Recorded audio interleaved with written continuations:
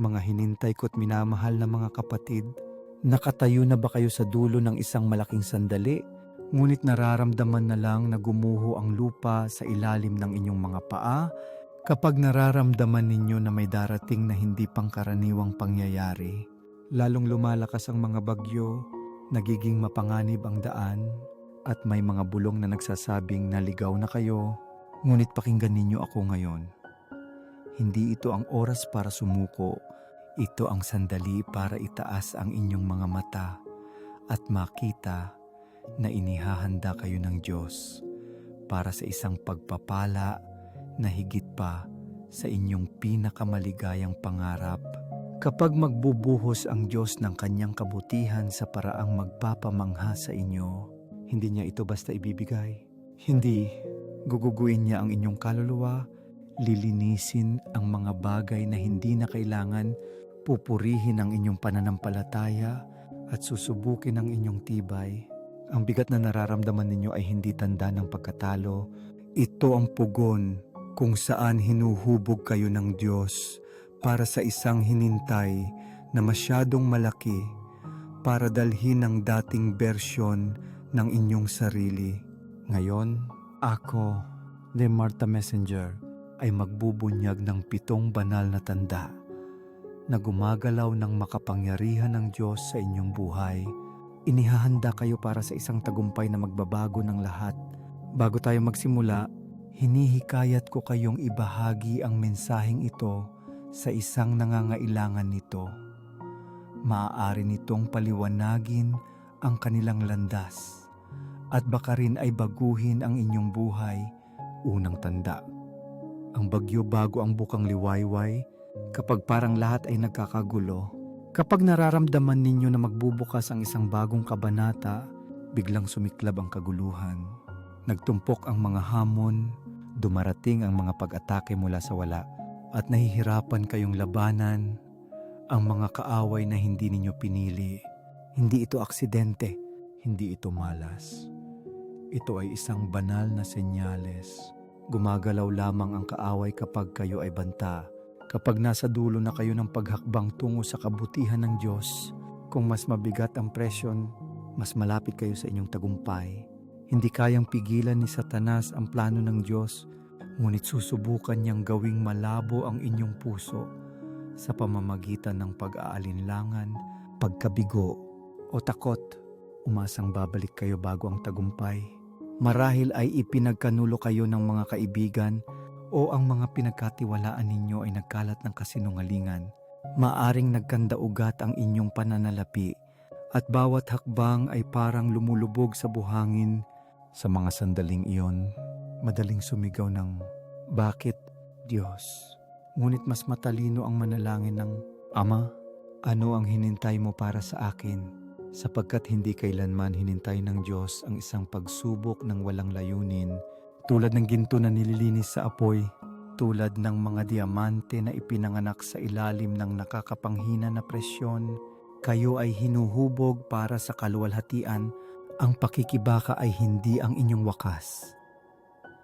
Ito ang patunay na malapit na ang inyong pagpapala.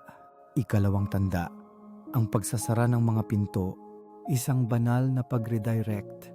Biglang nagiging sarado ang mga landas na dating madali ninyong nilalakbay.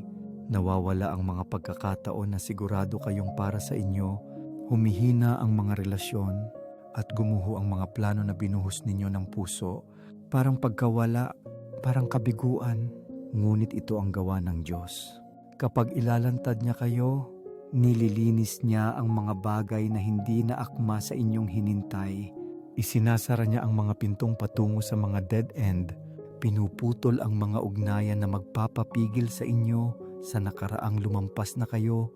At minsan, wala siyang paliwanag kundi isang tahimik na tawag na magtiwala sa Kanya. Masakit kapag nawawala ang mga pangarap o umalis ang mga tao. Ngunit huwag kumapit sa mga nawala. Huwag itanong, bakit nangyayari ito? Kundi, Panginoon, para saan ka nagbibigay ng puwang? Ang bawat saradong pinto ay isang pasukan sa isang bagay na mas dakila kung puno pa rin ang inyong mga kamay ng mga nawala Paano ninyo mahahawakan ang mga bagong pagpapala na ipinapadala ng Diyos?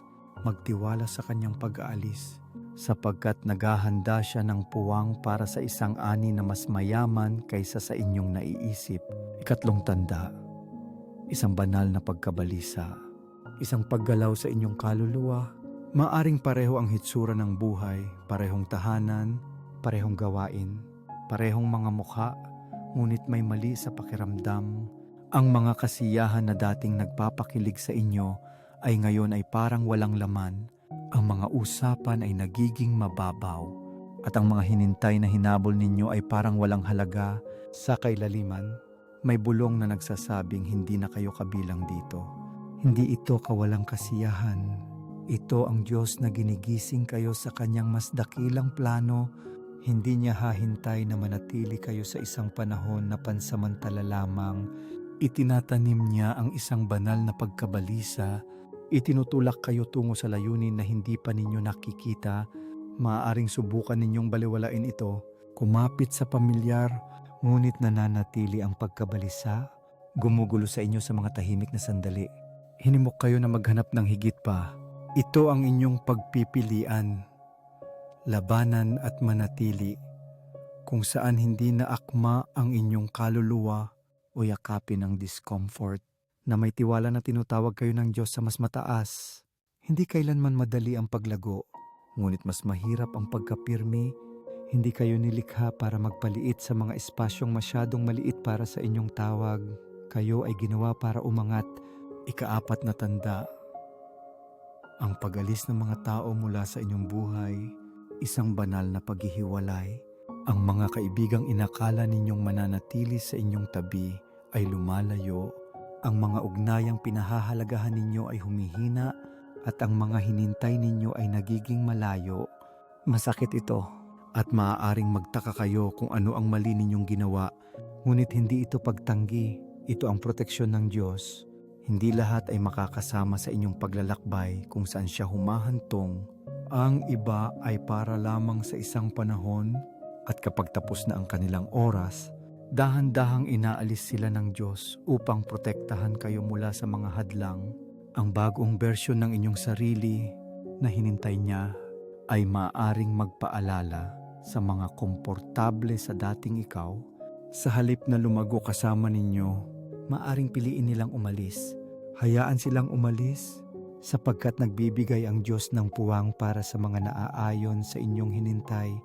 Ang hinintay niya ay masyadong mahalaga para ipagkatiwala sa mga hindi kayang dalhin ito kasama ninyo.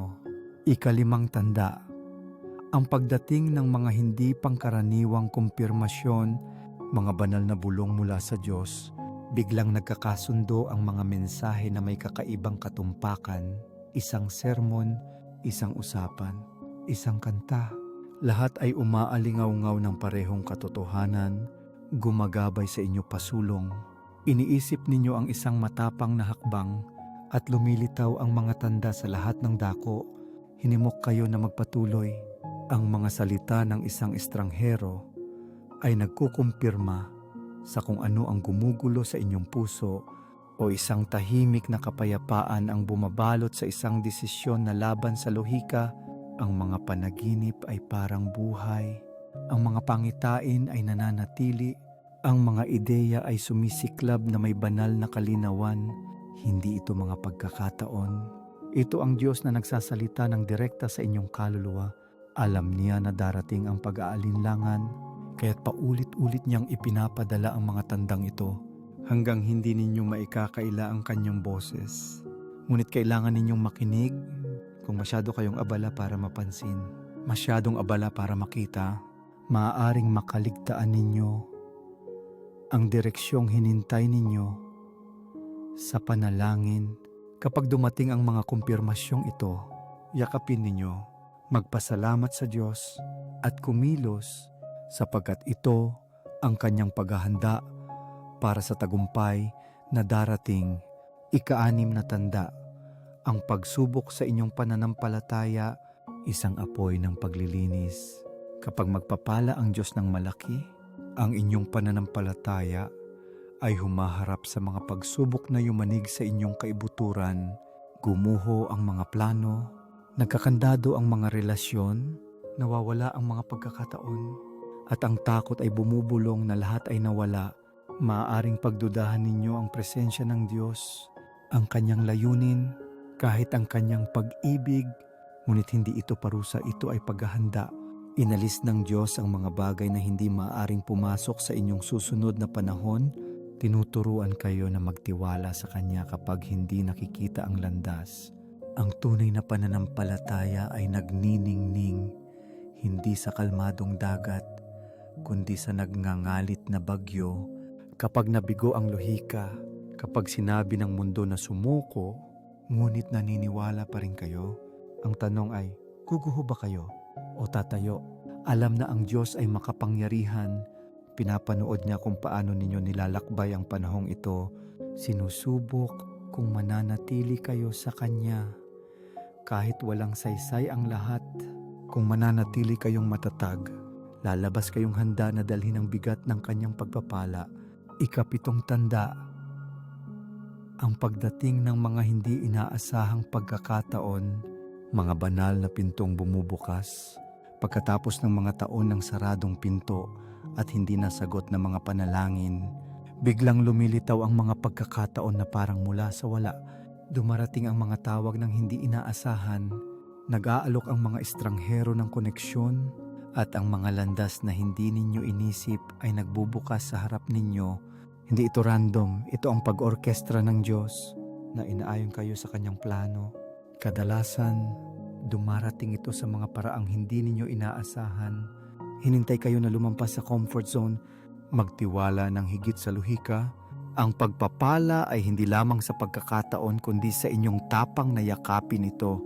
Kung kumapit kayo sa sarili ninyong plano, maaring makaligtaan ninyo ang mas dakilang disenyo ng Diyos. Ang mga sandaling ito ay sumusubok sa inyong pananampalataya. Lalakad ba kayo sa mga pintong binubuksan niya kapag inihahanda kayo ng Diyos para sa isang malaking bagay? Hindi lamang niya ibinibigay ang pagpapala, iniimbitahan niya kayong pumasok dito.